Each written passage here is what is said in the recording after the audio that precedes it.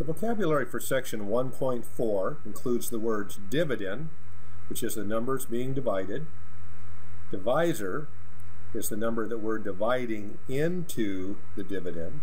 And the quotient, which is the answer. We'll look at more of those in just a second. Okay, let's take a look at example problem here in our homework. It's a good place to start working on some of these skills. It's problem number 5. We have 5 into 435. So 5 is the divisor, 435 is the dividend, and we're going to figure out the quotient here in just a second. So we're taking, as we do these division problems, we're taking 5 into each one of these numbers. We always start with the front. Will 5 go into 4? No. So we can kind of put a 0 there if we want. So then we have to take 5 into 43. How many 5s in 43? 8. Okay, 8 times 5 is 40. Then we subtract. 3 is smaller than 5, so we know we did it okay. And we bring down our next number. How many 5s in 35? 7. 7 times 5 is 35. Subtract. We have 0. And so our answer then is 87. 87 is our quotient, or the answer. In your book, you're going to see problems written this way, 180 divided by 5. When you see those, you can rewrite them, if you would like, to 5 into 180, because this is 180 divided by 5, so this is the other way to write 180 divided by 5, and we do the same procedure we just did. Will 5 go into 1? No. Will 5 go into 18? Yes.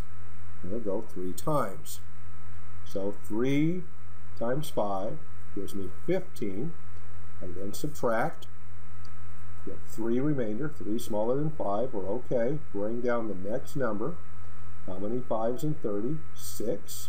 6 times 5, 30. Subtract. We have no remainder. We're all done. So the answer to this problem then is 36.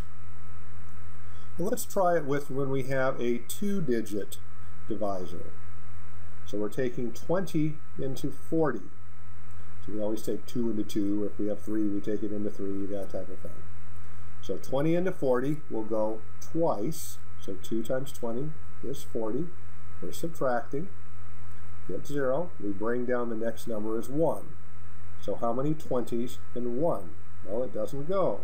So we're going to have to, we put our 0 here, but it didn't go. We bring down our next number. Well, how many 20s in 15?